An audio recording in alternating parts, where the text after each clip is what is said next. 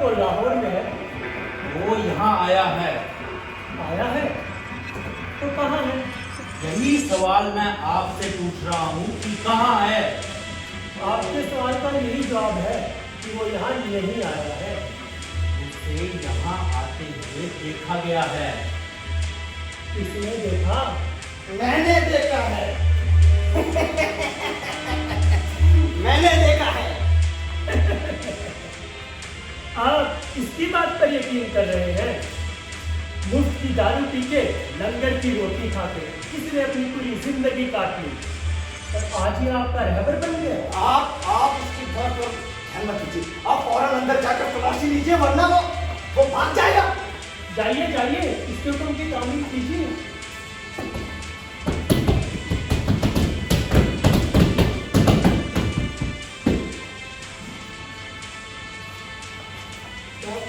कहाँ है भगत?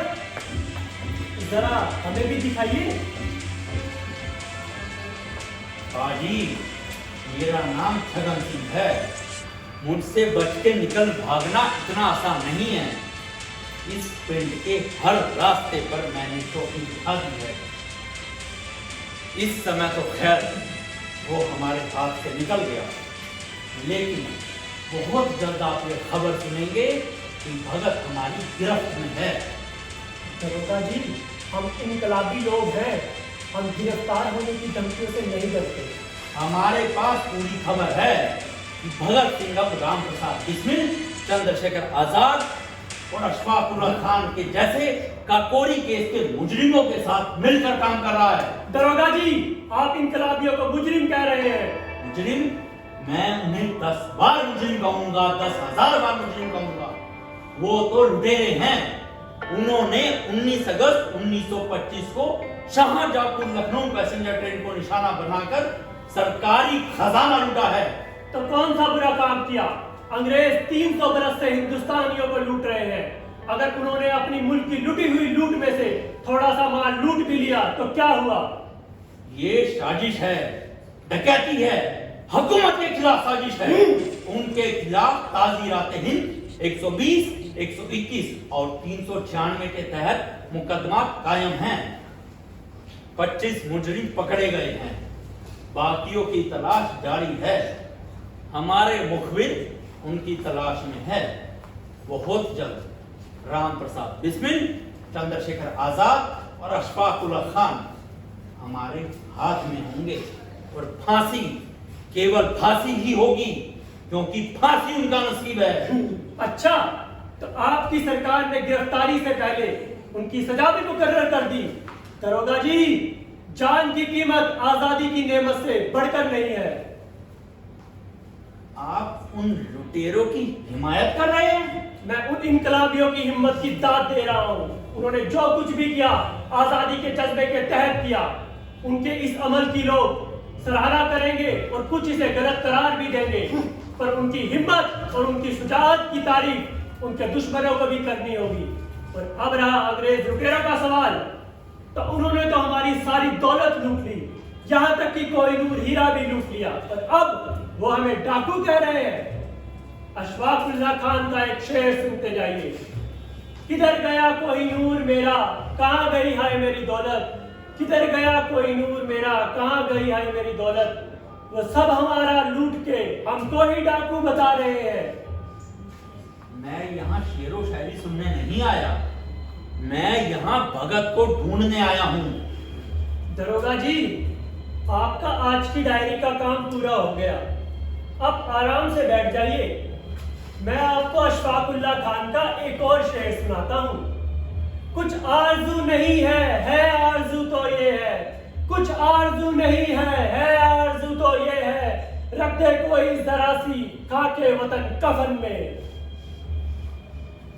ये शेरो शायरी सुनाकर आप क्या साबित करना चाहते हैं?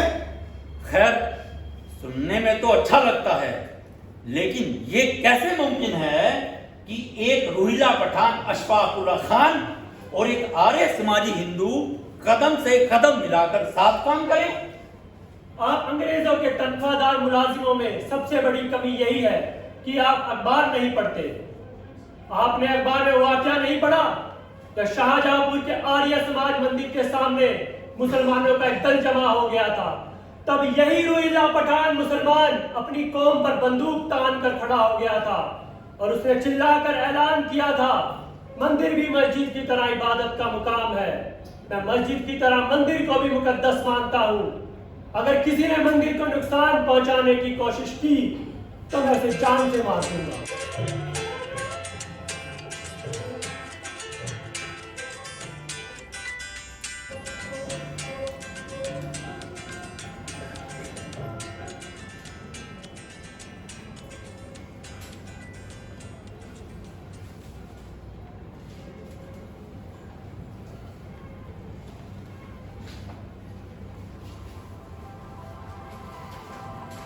आओ भगत, मेरे क्रांतिकारी शेर।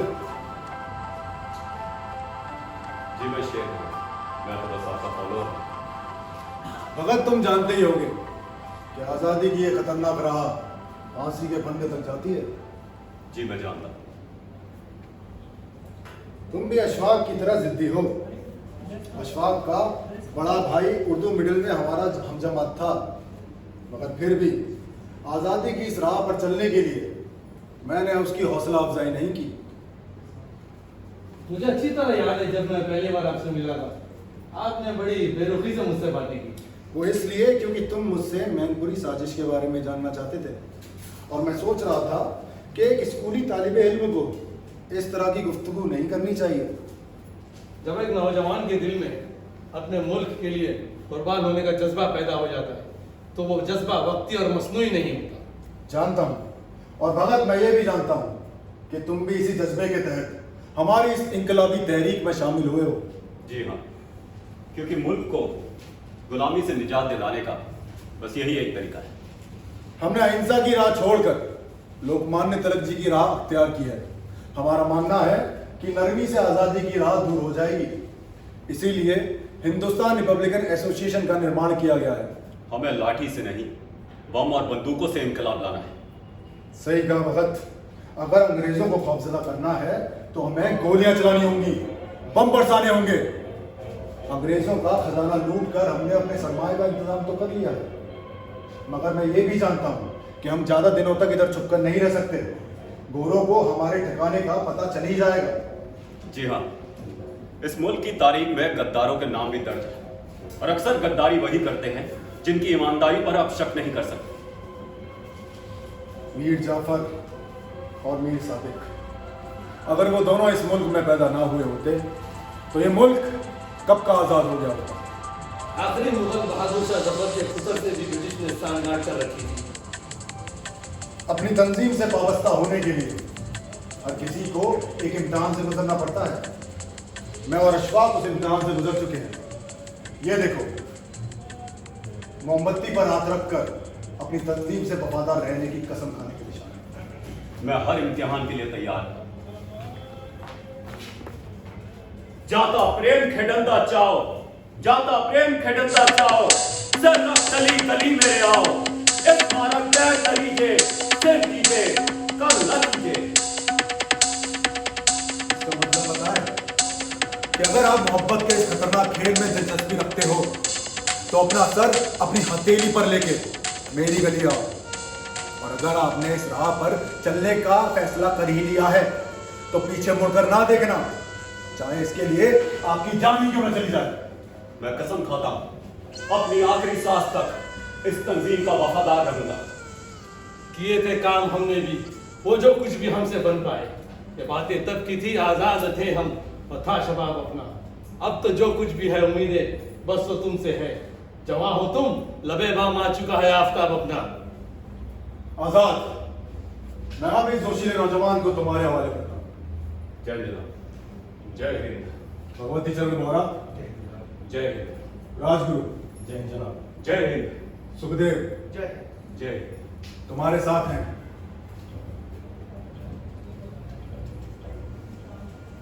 दोस्तों,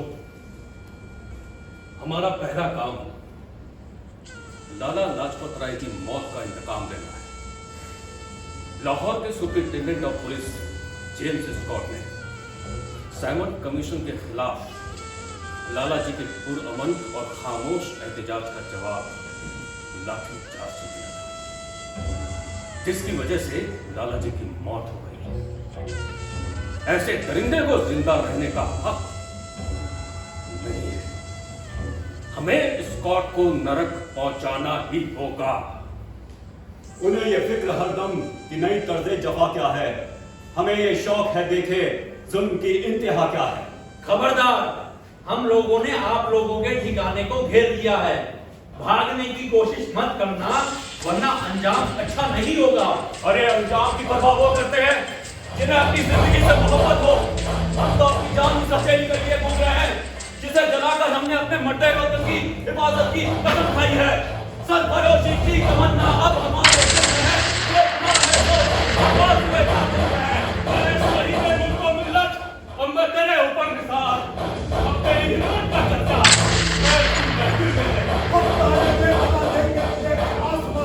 हम अभी से क्या बताएं, क्या हमारे दिल में तुमसे खेलेंगे होलिका वतन मुश्किल है। बड़ा मस्तर में कातिल पूछता है आवाज क्या करना है, शहादत भी इसी के दिल में है। भारत माता की जय।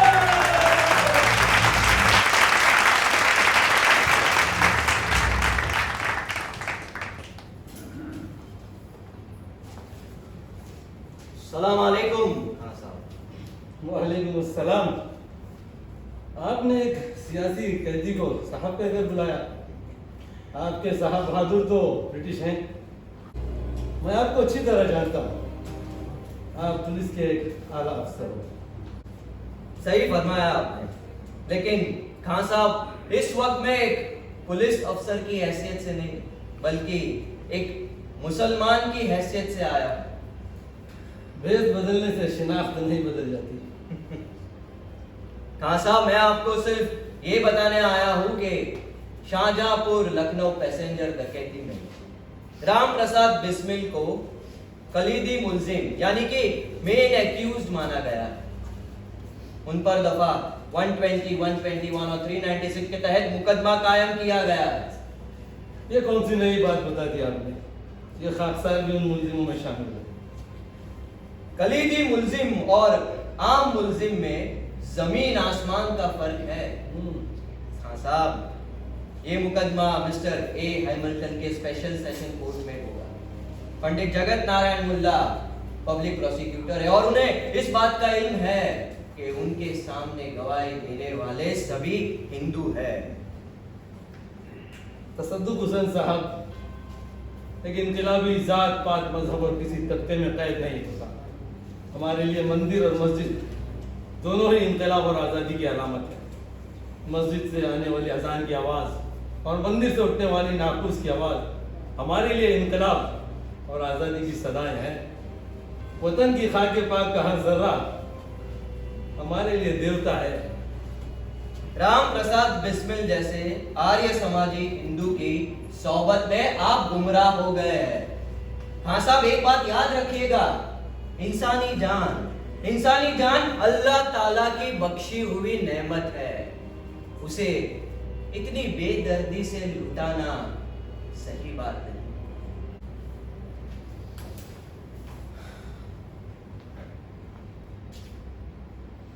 इनकलाबियों को लोग क्या कहते हैं शायद आप नहीं जानते खान साहब। लोग कहते हैं कि आप लोगों ने मुल्क को दहशत ज़दा कर रखा है। जजों ने आप लोगों को बेरहम, संगदिल, हैवान जैसे अलकाबों से नवाजा है।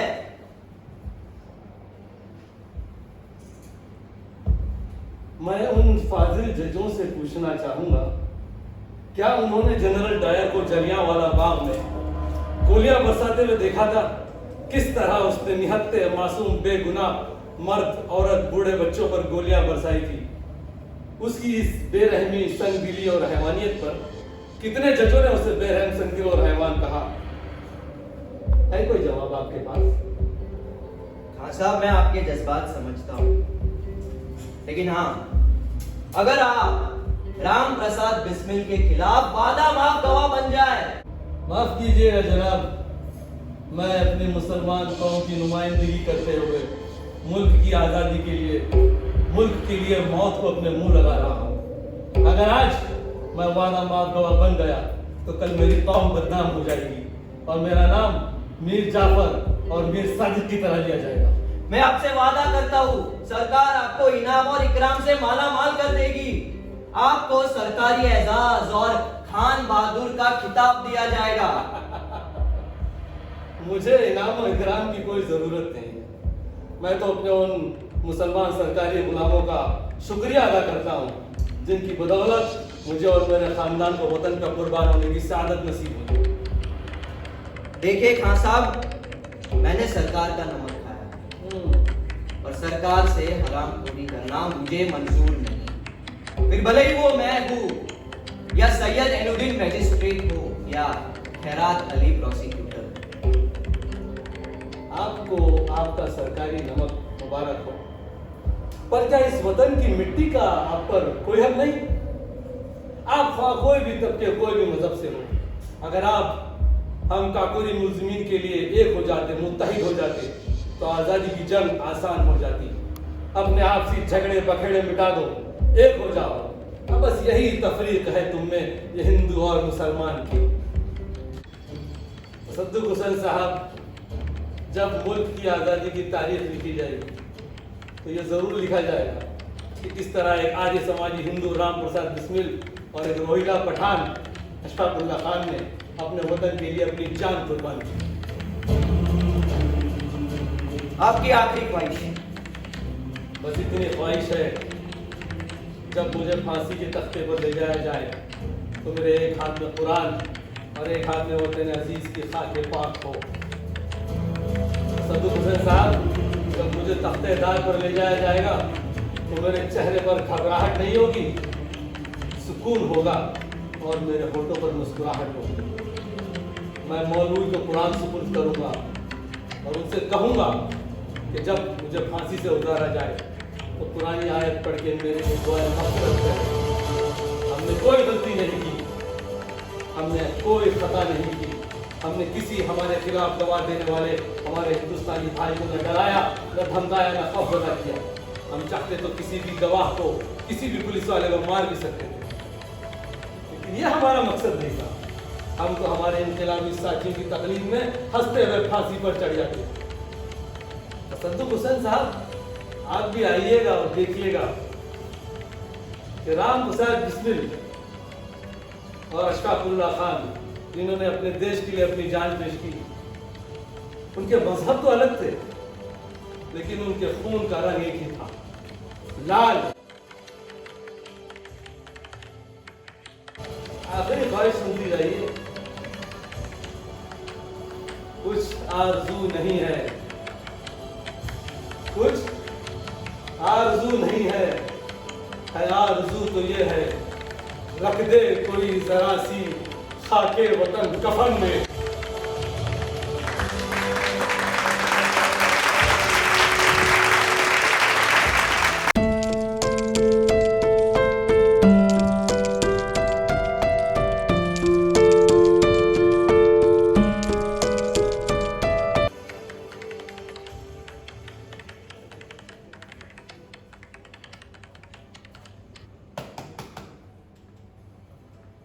आपसे मिलने पब्लिक प्रोसिक्यूटर जगदीश आए हैं। भेजिए। आइए।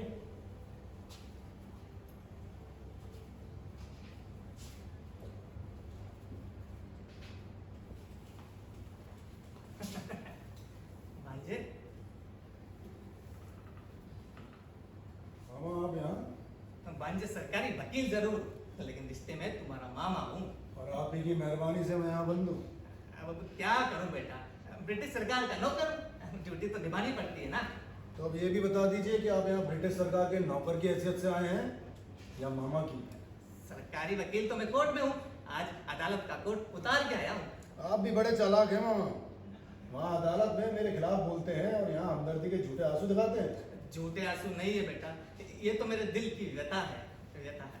और आपकी व्यथा तब कहाँ गई थी जब वहाँ कोर्ट में मेरे खिलाफ केस बनाया जा रहा था? वो बात अलग है, वो एक नाटक था और ये हकीकत। तो अब ये भी बता दीजिए क्या आप यहाँ नाटक के खलनायक बनकर आए हैं या फिर नायक? बेटा, अगर मेरे दिल में कोई कपट होता तो मैं यहाँ आता ही क्यों? और मामा अपने भांजे के लिए खलनायक नहीं होता। भगवान श्री कृष्ण के मामा कंस भी रोज जेल में यही देखने आते थे कि कब श्री कृष्ण पैदा हो और वो उनकी गर्दन पर छुरी चला सके। बेटा, तुमने अपने गले पे छुरी खुद फेरी है, अपना जुर्म कबूल करके। तो आप क्या चाहते थे? मैं तो चाहता था भी और चाहता हूँ भी कि बस मेरे लाडले भांजे की जान बच जाए। अदालत में हमारा जुर्म साबित हो चुका है। मुझे और अशफाक को फांसी की सजा हुई है। अशफाक से मेरा कोई लेना देना नहीं है, वो मेरी बहन का बेटा नहीं है। मगर वो इस भारत माँ का बेटा है। ये सब कहने की बात है। भारत माँ का बेटा, धरती माँ का बेटा, सरफरोश, सर पर कफन बांध कर निकलने वाला। भांजे, ये सब बातें शायरियों में अच्छी लगती है, मगर हकीकत यह है कि वो एक मुसलमान है और तू हिंदू। क्या कहना चाहते हैं आप? मैं तुम्हारा इकबालिया बयान लिख कर लाया, तुम बस इस पर अपने दस्तखत कर दो। क्या लिखा है इसमें? इसमें लिखा है कि अशफाक उल्लाह खान ने तुम्हें ट्रेन डकैती के लिए उकसाया था, नहीं तो तुम दिल से अंग्रेज सरकार के साथ हो। और आपको लगता है कि मैं इस पे दस्तखत कर दूंगा? हाँ। पेन है मेरे पास।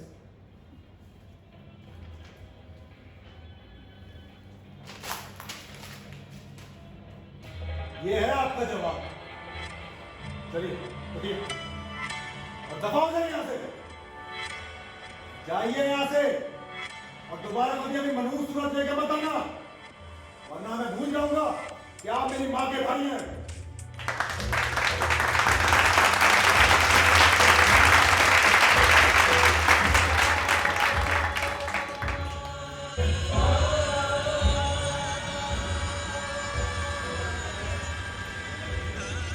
भाइयों,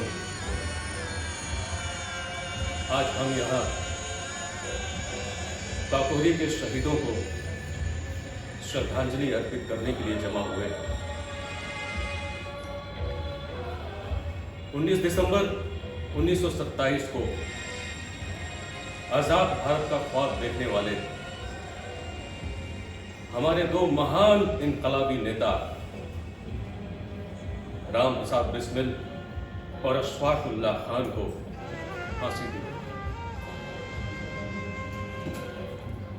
जब उन्हें फांसी के फंदे पर ले जाया जा रहा था तो उनके चेहरों पर मुकम्मल सुकून था और होठों पर मुस्कुराहट। अपने वतन की आजादी के लिए राम प्रसाद और अशफाक ने एक साथ एक ही वक्त और तारीख में अपने वतन के लिए अपनी जान की कुर्बानी दी।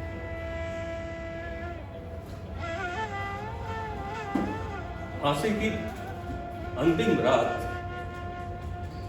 राम प्रसाद बिस्मिल को कहे अशफाक उल्लाह खान के ये शब्द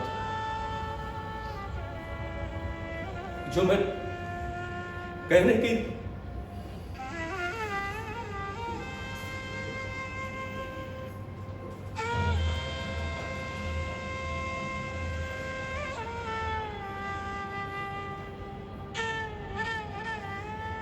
अशफाक ने राम प्रसाद से कहा था कि जाऊंगा खाली हाथ मगर ये दर्द साथ ही जाएगा, जाने किस दिन हिंदुस्तान आजाद वतन कहलाएगा। बिस्मिल कहते हैं कि हिंदू हूं मैं, फिर आऊंगा फिर आकर है भारत मां तुझको आजाद कराऊंगा। जी करता है मैं भी कह दूं, जी करता है मैं भी कह दूं, मगर मजहब से बंध जाता हूं, मैं मुसलमान हूं, पुनर्जन्म की बात नहीं कर पाता हूं। हाँ, अगर खुदा कहीं मिल जाए तो अपनी झोली फैला दूंगा और जन्नत के बदले एक पुनर्जन्म ही मांगूंगा और जन्नत के बदले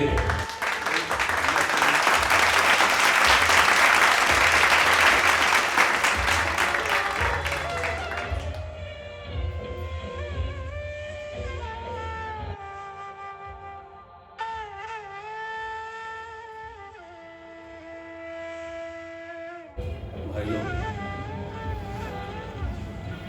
मैं चंद्रशेखर आजाद ये ऐलान करता हूं कि हम हमारे नेता लाला लाजपत राय जी की जान का बदला लेकर रहेंगे।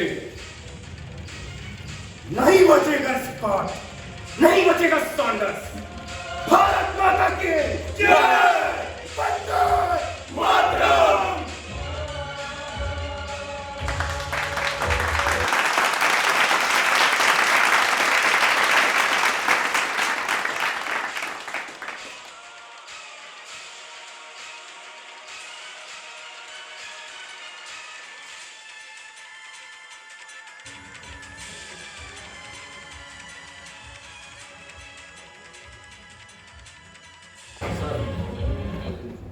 सर, बाहर किसी ने नोटिस बोर्ड पर लिखा है कि स्कॉट मारा गया। What nonsense are you talking? Scott साहब तो अभी जिंदा है। आज सुबह ही पुलिस ऑफिस क्लब में टेनिस खेलने आए थे। सर, मुझे लगता है ये जरूर उन इनकलाबियों की शरारत होगी।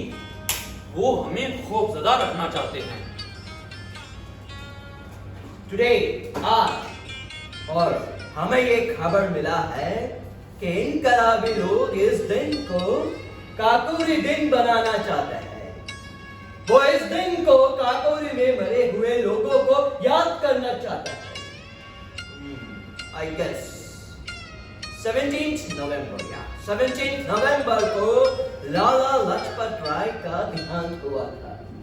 जी हाँ सर, हजूर की याददाश्त एकदम दुरुस्त है। मैं अभी स्पोर्ट्स साहब के बंगले पर खबर करता हूँ। यस और उनको कहिए कि आज घर से बाहर ना निकले। Yes sir. गुड।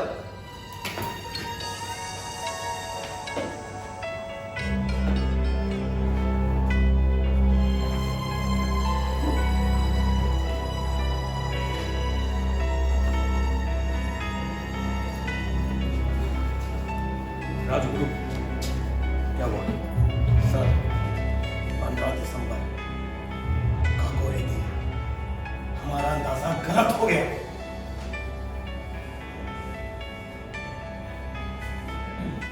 रिलैक्स। आज नहीं तो कल, कल नहीं तो परसों उसे यम सदन जाना ही होगा। जी सर,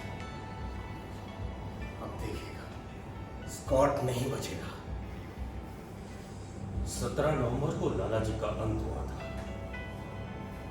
सॉन्डर्स ने उनकी छाती पर लाठी मारी थी और स्कॉट ने उनके पैरों पर 2 तड़ाके मारे थे और तीसरा इतना शदीद मारा था कि बेचारे लाला जी वही जमीन पर गिर पड़े। उन्होंने उसी हालत में कहा था कि याद रखना, मुझे मारे ये फटके ब्रिटिश साम्राज्य की 100 बेटी पर मारी गई कील साबित होंगे। 18 दिसंबर 1928 का दिन उसकी जिंदगी का आखिरी दिन होगा। हम तैयार हैं। जय गोपाल जी तुम स्कॉट की ऑफिस की दीवार के पास उसका इंतजार करोगे। जी जैसे ही वो ऑफिस से बाहर आएगा तुम इशारा करोगे। मैं भगत और राजगुरु पिस्तौल के साथ तैयार हैं। जी सर। राजगुरु जी सर, तुम्हारा निशाना कभी खाली नहीं सकता। जी सर। गोली लगते ही स्कॉट नीचे गिरेगा। जरूर। इसके बाद भगत तुम्हारी ये जिम्मेदारी होगी कि स्कॉट जिंदा न छोड़ना। जी सर।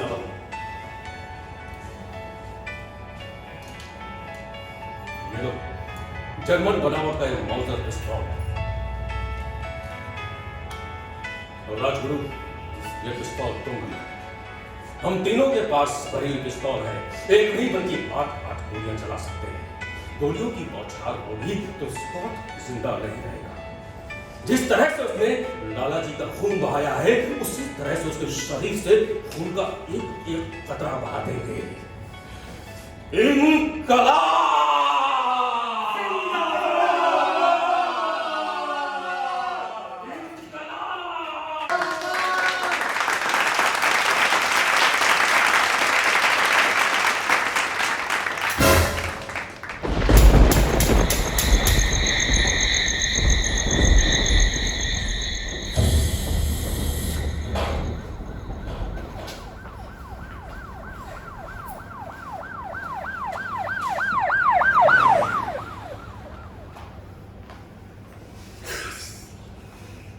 हमारा मिशन कामयाब नहीं हुआ। फिर क्यों आया जी? सॉन्डर्स भी तो मुजरिम था, उसने भी तो लाला जी पे लाठियां बरसाई थी। अच्छा वो मारा गया। खसकम जहां पार्क, अब पुलिस जगह जगह हमारी तलाशी कर रही होगी। रेलवे स्टेशन और बस अड्डों में हमारी निगरानी हो रही होगी। हमें फौरन लाहौर से बाहर निकल जाना चाहिए। सर, मुझे लगता है हमें फौरन भगवती चरण जी के यहाँ जाना चाहिए। लेकिन वो तो कलकत्ता गए हुए। दुर्गा भाभी तो होगी ना, पर वो हमारी मदद करेगी। भगत, तुम सबसे पहले एक काम करो कि अपनी दाढ़ी मुझ को बाल मुड़वा लो, क्योंकि पुलिस के एक ऑफिसर ने जरूर देखा है कि गोली चलाने वाला शख्स एक सिख नौजवान।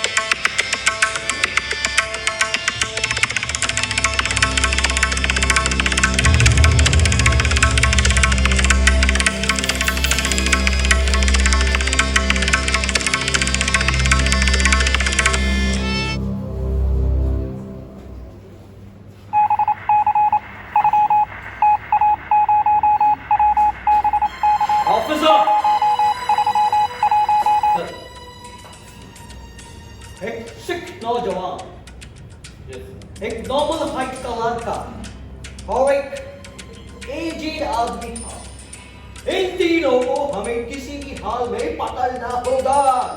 हम अंग्रेजों का खून इतना सस्ता नहीं है कि कोई हिंदुस्तानी उसको इतनी आसानी से बहा सके।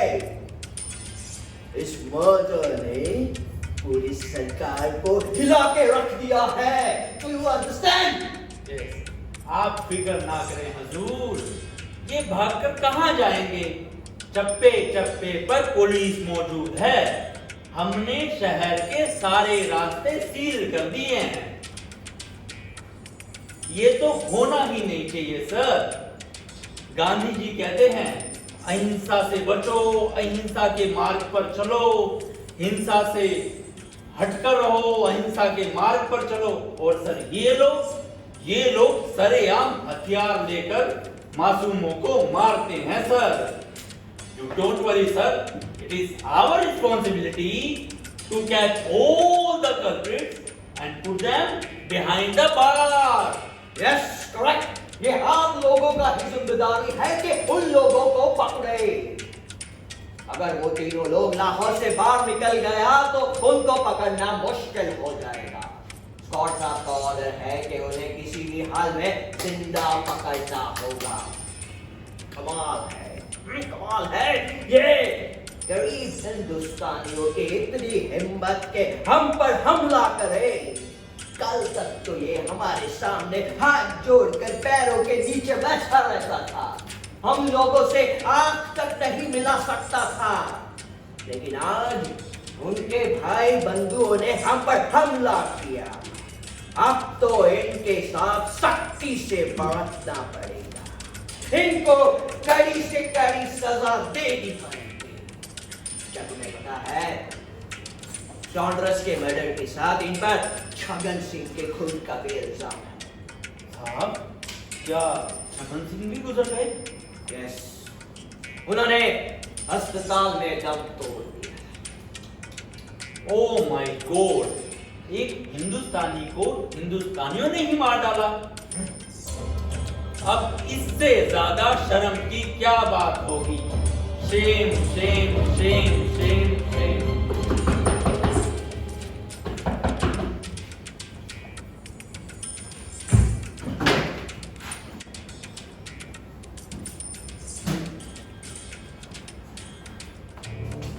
कौन है आप?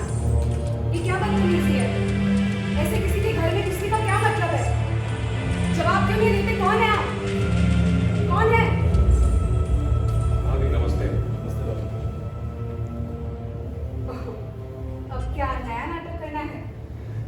नाटक ही खेलना है भाभी। पुलिस शिकारी कुत्तों की तरह हमारी तलाश कर रही है।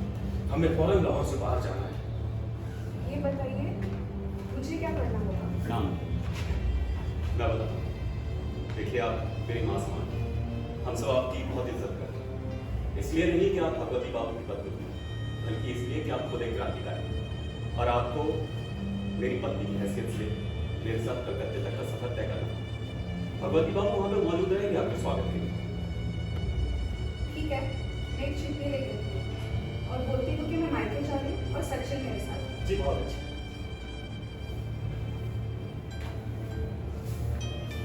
सेनापति, आपने हमारे निकलने का इंतजाम तो कर लिया, लेकिन आप तक भगत, तुम मेरी चिंता मत करो। कुछ ही वक्त में यहाँ महिला मोर्चा की महिलाएं आ जाएंगी। मैं उनके जत्थे के साथ ऐसे चलूंगा जैसे हम किसी यात्रा को जा रहे हैं। भाभी, आप अपना सामान इस ट्रंक पर रखते और सचिन की दवाइयां भी रखें। भगत, कलकत्ता पहुंचते ही तुम्हें त्रिलोकी नाथ चक्रवर्ती, अनिल गांगुली, प्रोफेसर ज्योतिष घोष और जतिन दास से मिलना है। उनके नाम और पते इसमें दर्ज है, क्योंकि हमारी तरह इनका भी मानना है कि आजादी अहिंसा से नहीं, हिंसा से है। रिवॉल्वर की गोलियों की बजाय बम के धमाकों से लोगों तक क्रांति का मैसेज जाता है। दिल्ली के लॉर्ड हॉर्डिंग्स पर बम फेंका गया था, लेकिन उसके धमाके पूरे हिंदुस्तान में महसूस किए। तो सर सेनापति, उसके लिए तो मुझे बम बनाना सीखना पड़ेगा। कलकत्ता के भाई जतिन दास से तंत्र जानते हैं, लेकिन उन्हें समझाना होगा कि अगर हमें ब्रिटिश सिंहासन को हिलाना है या हमें उखाड़ फेंकना है, तो इसके लिए बम के धमाके जरूरी है।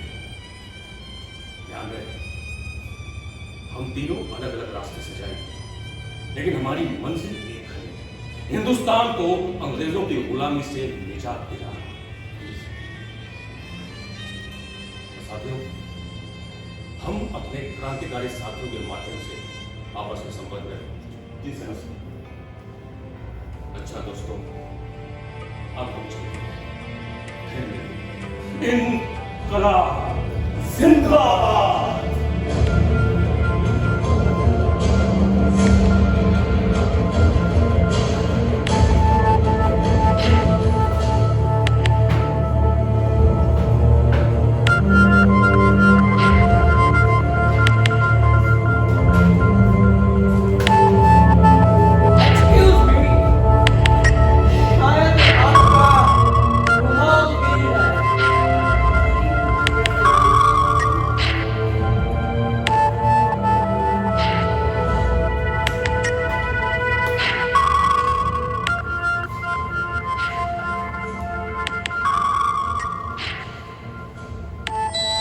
मेरा रुमाल तो मेरी जेब में है।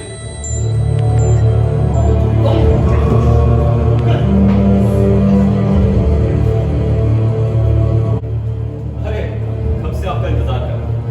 बताइए क्या हुआ? हाँ, ये बम बनाने का सारा सामान हमने जमा कर लिया है। जी।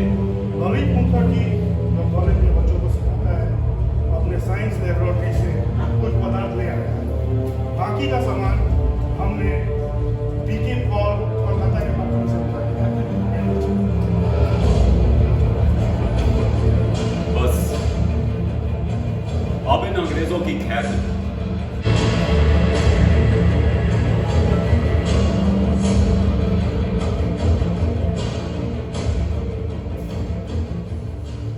लगता नहीं है दिल मेरा उजड़े।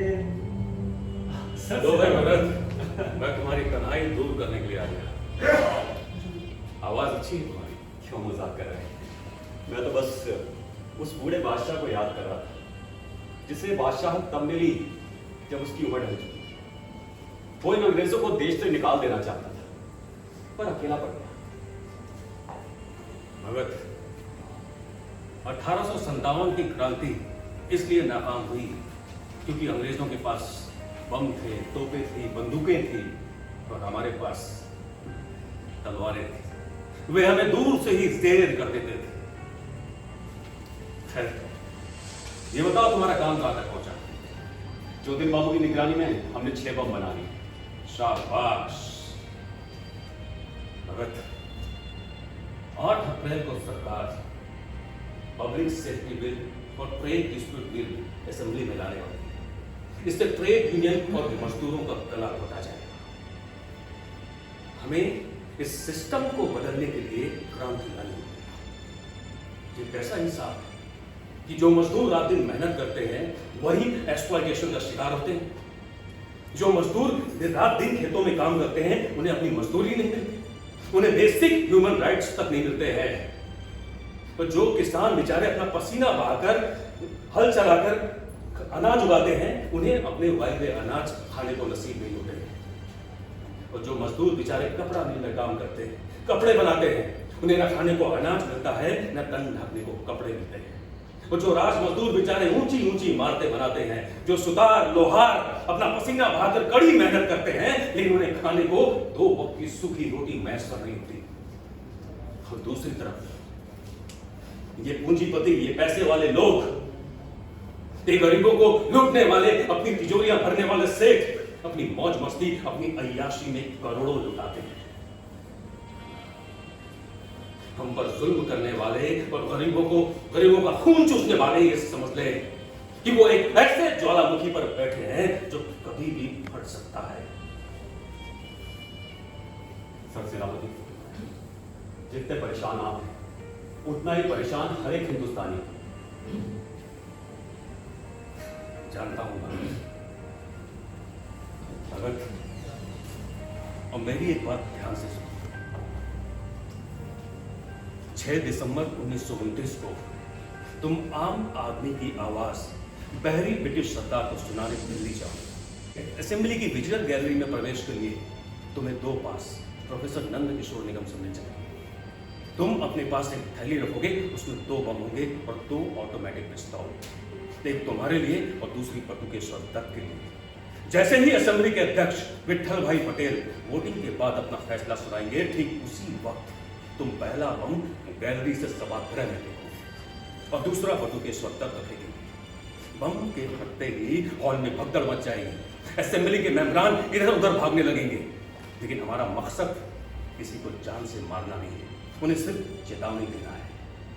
क्योंकि असेंबली के मेंबरान में मोतीलाल नेहरू, पंडित मदन मोहन मालवीय और अध्यक्ष विट्ठल भाई पटेल भी हैं।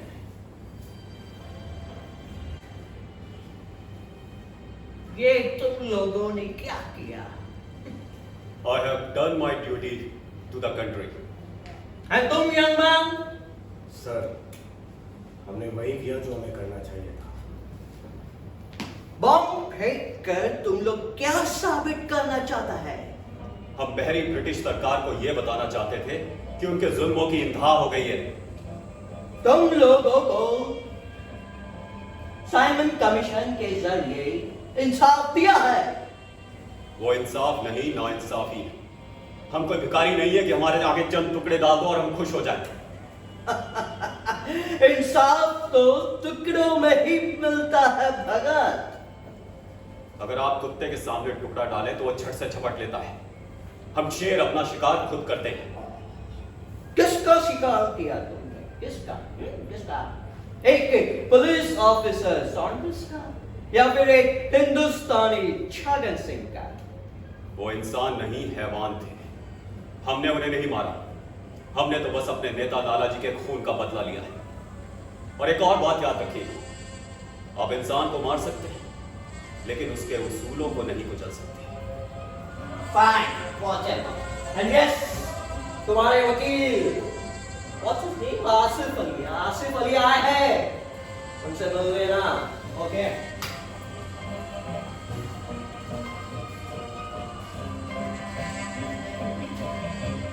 कैसे हो भगत? जी अच्छा, आइए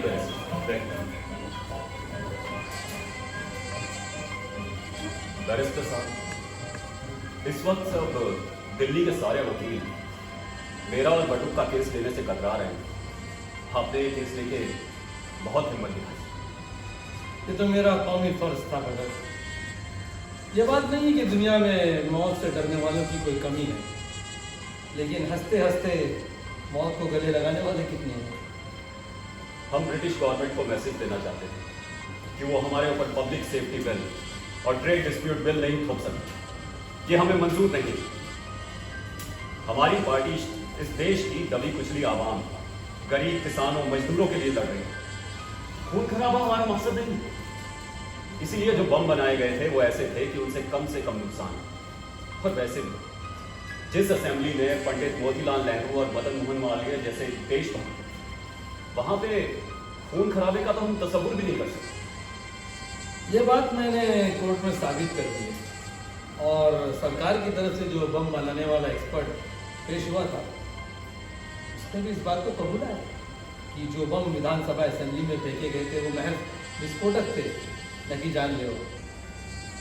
लेकिन भगत, तुम चाहते तो तुम भाग भी सकते थे, पर तुम अपनी जगह से हिले तक नहीं। और तो और तुमने तो अपनी भरी हुई पिस्तौलें भी पुलिस के आगे डाली। जी, हमने जो जुर्म किया है उसकी सजा हमें जरूर मिलेगी। कानून के दायरे में रह के आप जो कुछ कर सकते थे आपने कर दिया। आपने अपने क्रॉस एग्जामिनेशन से सरकारी गवाहों के दांत खट्टे कर दिए। हमारी लड़ाई इस जालिम ब्रिटिश सरकार से है जिसने हम हिंदुस्तानियों को हमेशा गुलाम समझ के कदम कदम पर अपमानित किया। और तो और उन्होंने जनता के नुमाइंदों को भी कुछ नहीं समझा। उनकी मांगे ना सिर्फ ठुकरा दी बल्कि उनको रद्दी के टोकरे में डाल दी। जिस हुकूमत में इंसानी हुकूक को बंदूकों और लाठियों से कुचला जाता है वो हमें मंजूर नहीं। आजादी हमारा जन्मसिद्ध अधिकार है और क्रांति एक इंसान का वो हक है जो उससे कोई नहीं छीन सकता। भगत सिंह, तुमने मुल्क की आज़ादी की क्रांति के इतिहास में एक नया पन्ना जोड़ दिया है। 12 जुलाई को फैसला आने वाला है। सेशन जज मिडिल्टन तुम्हें फांसी की सजा सुनाने की हिम्मत तो नहीं करेंगे, लेकिन हाँ, उम्र कैद की सजा से तुम्हें कोई नहीं बचा। भाई, जब मुखबिर भी वही और मुंसिफ भी वही, तो फिर फैसले ऐसे ही आते हैं। हम हंसते हंसते इस फैसले का स्वागत करें क्योंकि ये सजा हमारे लिए बहुत कम है। तुम और तुम्हारे 14 साथियों के खिलाफ Saunders murder case Lahore central jail में 10 जून 1929 को स्पेशल मजिस्ट्रेट श्री कृष्णा के सामने पेश होने वाला है। बुरी खबर यह है भगत सिंह कि तुम्हारे साथी जय गोपाल को पुलिस ने वादा माफ गवाह बना दिया है और उसने पुलिस को सारे सबूत फराहम कर दिए। गोपाल हमारा दोस्त, हमारा दुश्मन।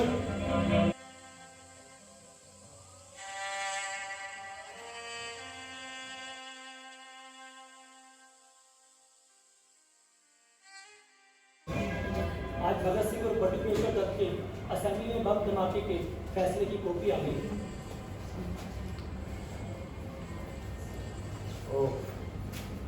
तो बच गए। उन्हें तो काला पानी की सजा हुई। लेकिन जनाब, अब श्री कृष्णा साहब की अदालत में भगत सिंह, बटुकेश्वर दत्त, सुखदेव और ज्योतिन दास के अलावा 15 और लोगों पर मुकदमा शुरू होने वाला है। और उनके अनशन का क्या हुआ? वो लोग कुछ भी खाने से इनकार कर रहे हैं। उनका कहना है कि जेल में यूरोपियन और हिंदुस्तानी कैदियों का भेदभाव खत्म किया जाना चाहिए।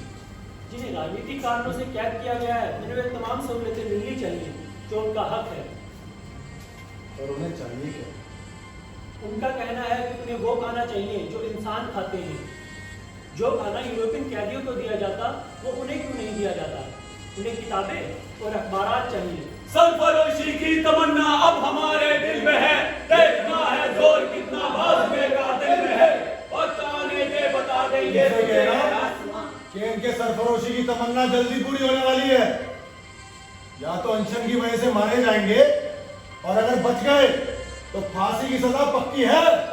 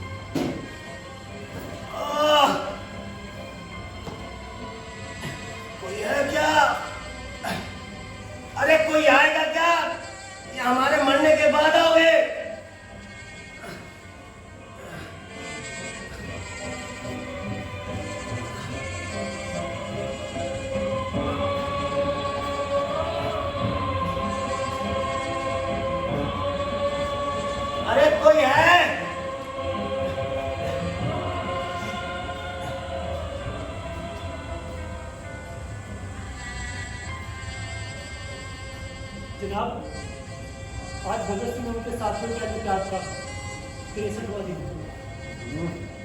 उनमें से एक कैदी ज्योतिन दास का देहांत हो गया।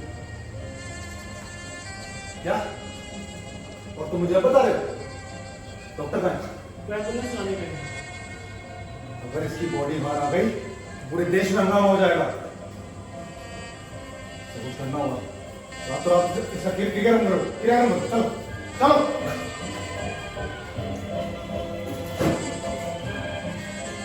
रात के अंधेरे में ज्योति का क्रियाक्रम कर दिया गया। उसकी मौत से सरकार हिल गई और उसने हमें तमाम सहूलतें देना मंजूर कर दिया। हमारा सत्याग्रह रंग लाया। अब हमारे साथ चोर लुटेरों जैसा व्यवहार नहीं होगा। हमें भी खाने के लिए इंसानों के खाने लायक खाना मिलेगा, बैठने के लिए कुर्सियां मिलेंगी, पढ़ने के लिए अखबारात मिलेंगे। हम इस बात का ख्याल रखेंगे कि हमारे जात कैदियों जैसा नहीं बल्कि राजकीय कैदियों जैसा व्यवहार। हमें कोई कैदी नंबर से नहीं बल्कि एक देशभक्त कह के पुकारे।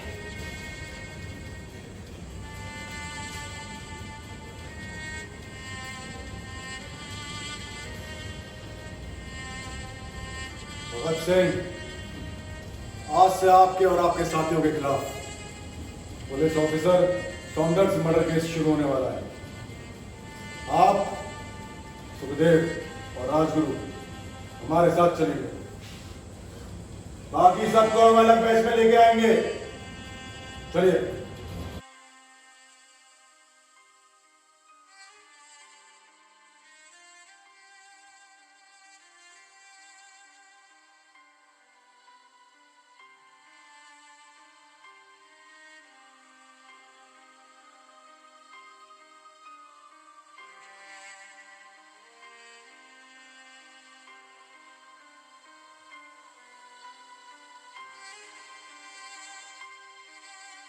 वादा माफ हुआ। जय गोपाल को हाजिर किया जाए। Same same same same. ये क्या तमाशा चल रहा है? This is a court. ये कोई नाटक का मंच नहीं है। Officer, where are you? Officer, officer, come here right now. कल से कैदियों को बेड़ी बांधकर यहाँ लाया जाएगा, ओके? और जो लोग मुकदमा देखने आए हैं उन पर निगरानी रखी जाए। ये कोर्ट सेंट्रल जेल में हो रहा है, इसलिए आने जाने वालों पर निगरानी रखी जाएगी। Do you understand? इनकलाब जिंदाबाद, भारत माता के जय, अंग्रेजों भारत छोड़ो। Stop it! जनाब, हम भगत सिंह और उसके साथियों को बेड़ियों में डालने का लालच चाहते थे और उन्होंने आने से मना कर दिया। तुम लोग कैदियों पर इतना भी कंट्रोल नहीं कर सकते। क्या तुम्हें हर चीज के लिए कोर्ट के ऑर्डर्स की जरूरत है? जनाब, भगत सिंह जो कहता है सारे कैदी वही करते हैं। जनाब, हमने कोई जुर्म नहीं किया। तुमने सॉन्डर्स का मर्डर क्यों किया? वो तो बेगुनाह था। और अगर यही सवाल मैं आपसे पूछूं तो कि अंग्रेज सरकार ने जलियांवाला बाग में बेगुनाह हिंदुस्तानियों पर गोलियां क्यों चलाई, उसका जवाब होगा आपके पास। लेकिन हमने सॉन्डर्स को क्यों मारा, उसका जवाब है हमारे पास। उसने हमारे बुजुर्ग रहनुमा लाला जी की छाती पर लाठियां बरसाई थी, जिसकी वजह से उनकी मौत हो गई। तुम अपने जुर्म का इकरार कर रहे हो। यह मेरा जुर्म नहीं, मेरा कर्ज था जो मैंने अदा कर दिया। तुम्हें पता होना चाहिए कि इस जुर्म की सजा फांसी है। राम प्रसाद बिस्मिल ने कहा था और मैं भी कहता हूं, मैं तैयार हूं। मौत क्या है, बस शरीर का बदलना। अगर देश की खिदमत के लिए मुझे 1000 बार भी मरना पड़े तो मैं नहीं घबराऊंगा। है मेरे वतन भारत, मैं चाहता हूं कि मेरा जन्म बार बार इसी देश में हो और हर बार मौत का सबब देश की खिदमत हो। अंग्रेज सरकार ने राम प्रसाद बिस्मिल और अशफाकुल्लाह खां को मौत के घाट उतार दिया, लेकिन वो ये भूल गए कि उनके खून के एक एक कतरे से 1000 इनकलाबी पैदा होंगे जो इन अंग्रेजों को इस देश से निकाल के ही दम लेंगे। लाला जी, आप देख रहे हैं हमने आपकी मौत का बदला ले लिया। अब मैं आपके पास आ रहा हूं और हम दोनों मिलके उस दिन का इंतजार करेंगे जब लाल किले से यूनियन जैक को उतारकर भारतीय तिरंगा लहराया जाएगा। जज साहब, बरतानी हुकूमत में इतनी ताकत नहीं कि वो आजादी को सूरज को अपना उजाला फैलाने से रोक सके। मुझे अफसोस है कि मैं उस सूरज को नहीं देख पाऊंगा, लेकिन हम सब स्वर्ग की खिड़कियों से उस जश्न को जरूर देखेंगे। मैं जानता हूं कि आप मुझे क्या सजा देंगे। मुझे फांसी पर लटका देंगे, मुझे चिता में जला देंगे, लेकिन मेरी राख का एक एक जर्रा उस वक्त तक इनकलाब के नारे लगाता रहेगा जब तक अंग्रेज इस देश से अपना बोरिया बिस्तर बांध नहीं लेते। वक्त आने दे, बता देंगे तुझे ऐ आसमां, हम अभी से क्या बताएं क्या हमारे दिल में है। मुकदमे की कार्रवाई यहां पर खत्म होती है। हमारे सामने जो एविडेंस पेश किए गए और मुलजिमों ने जो बयान दिए हैं उनको गौर करके अदालत ये फैसला सुनाई। 22 मुलजिमीन में से चंद्रशेखर आजाद, भगत चरण यशपाल और सदगुरु फरार हो चुके हैं। आद्याराम पर लगाए गया इल्जामात वापस लिया गया है और उसे रिहा कर दिया गया है। बटुकेश्वर पर लगाए गए इल्जामात भी वापस लिए गए। बाकी मुलजिमीन पर भी हम गौर कर रहे हैं। इस मर्डर के, इस मुकदमे के मुख्य 3 मुलजिम हैं। सुखदेव इस मुकदमे का अहम मुलजिम, भगत सिंह जो इस मुकदमे का मतलब सॉन्ड्रेस के मर्डर का सूत्रधार है और उसने बम बनाने की भी ट्रेनिंग ली है। और तीसरा मुलजिम है राजपूत जो महाराष्ट्र का रहने वाला है और अच्छा निशानेबाज है। फैसला कल सुनाया जाएगा।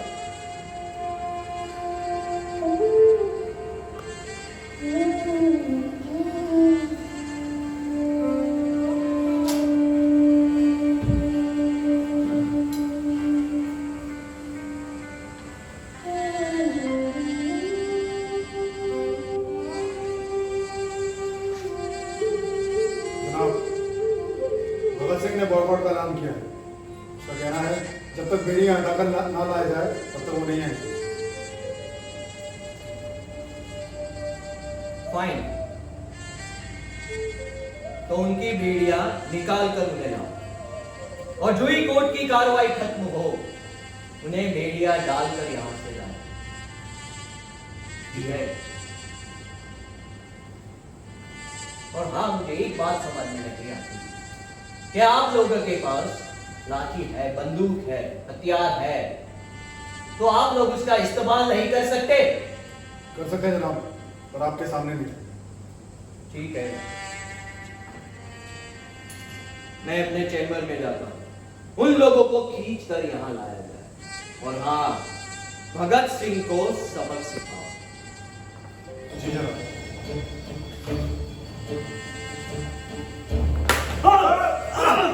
भारत माता की जय! इंकलाब जिंदाबाद! अंग्रेजों भारत छोड़ो! भारत माता की जय! भारत माता की जय! भारत माता की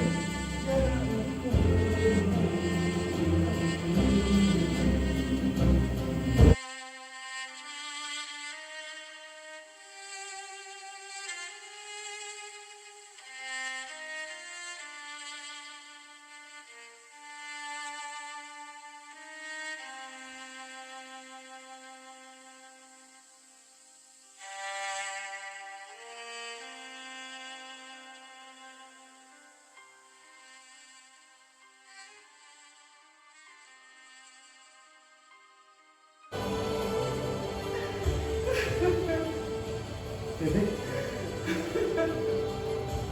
बेबी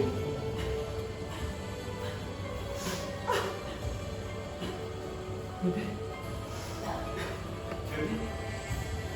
तू रो के ठीक बेबे बेबे मैं बिल्कुल ठीक है असली तो बहुत चंगे बेबे सानू तो कोई परेशानी नहीं सानू तो कोई मारदा भी नहीं बेबे सानू सानू बहुत चंगा खाना मिलता बेबे सोनली बिस्तर मिलता बेबे तू तू रो ना बेबे आज मैं गुरुद्वारा उठे पोटी जी तो कर दो अरदासा करवाई पहली क्यों ना माँ चोली है कि मेरे बेटे का मसीह से माफ हो जाए दूसरी है मेरा पुत्र चंदा है कि भारत माँ के बाद कुर्बान हो जाए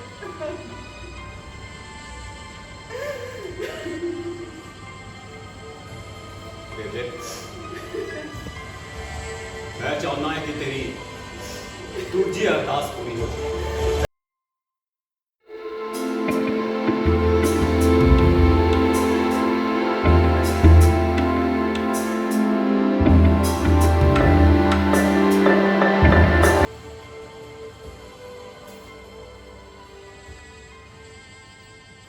जनाब कल आपकी अदालत में से चले जाने के बाद अदालत में बहुत बड़ा हंगामा खड़ा हो गया। अदालत में खड़े लोगों ने भगत सिंह और उसके साथियों पर हमला कर दिया। अगर हमने उस पर सख्ती बरती तो लॉ एंड ऑर्डर का सवाल खड़ा हो जाएगा। सरकार ने मिलिट्री बुला ली है और चारों तरफ खड़ी कर दी और शहर में 144 लगा दी गई है। वो अपना फैसला सुनने के लिए अगर यहाँ नहीं आ सकते तो मैं उनकी गैर मौजूदगी में ही अपना फैसला सुनाता हूं। जी जनाब।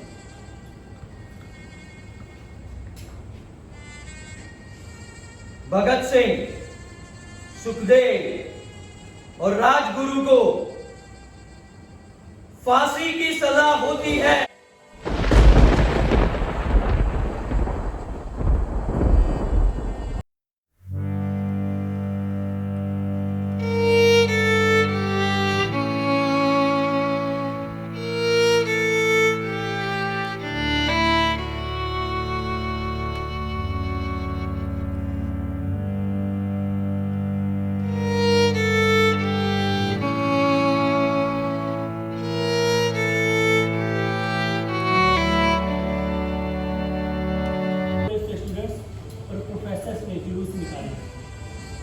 पुलिस ने जुलूस पर लाठीचार्ज किया जिसमें कई लोग जख्मी हो गए। हजारों लोग सड़कों पर निकल आए। हर तरफ आपकी जय जयकार हो रही है। अखबार में आपकी फोटो छपी है। आवाम आपको क्रांतिवीर के नाम से पुकार रही है। आप लोग खुशकिस्मत हैं कि आपको वतन पर कुर्बान होने का मौका मिला और मैं इस जालिम सरकार की गुलामी कर रहा हूँ। बटरलाल क्या बात भाग रहे हो? आज अदालत में बड़े खाने का इंतजाम किया गया है। भगत सिंह, राजगुरु और सुखदेव, आप लोग भी उसमें शामिल हो जाइए। अब उस पर शामिल नहीं होंगे, बल्कि कोई भी कैदी खाना नहीं खाएगा। भगत सिंह, तुम्हारा गुस्सा ब्रिटिश सरकार पर है। खाने पे गुस्सा क्यों निकाल रहे हो? हमारे लिए अन्न का एक एक दाना भगवान समान है, लेकिन यह खाना वैसा है जैसा जानवर को कुर्बानी से पहले दिया जाता है। हम देशभक्त हैं, अपनी देश की आजादी के लिए जान दे रहे हैं। हम कुर्बानी के जानवर नहीं हैं। आपकी आखिरी ख्वाहिश?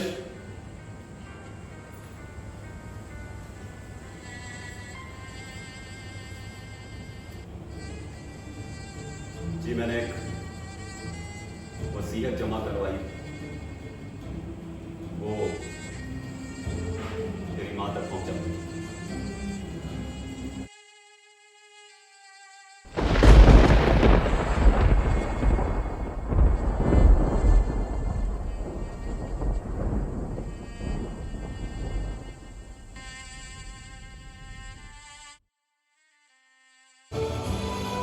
मैंने इस जेल में मौत की सजा पाने वाले कई कैदियों को रोते बिलखते देखा है, मगर भगत सिंह नकाब पहनने से पहले तुम्हारे चेहरे पर मुस्कुराहट थी।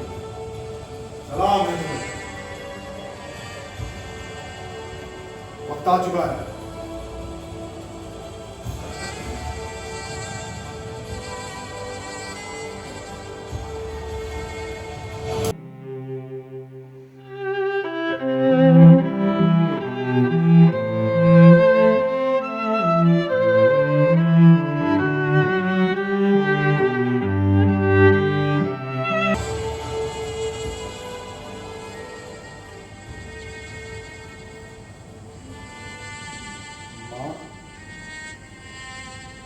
मेरी लाश लेने आप मत आना।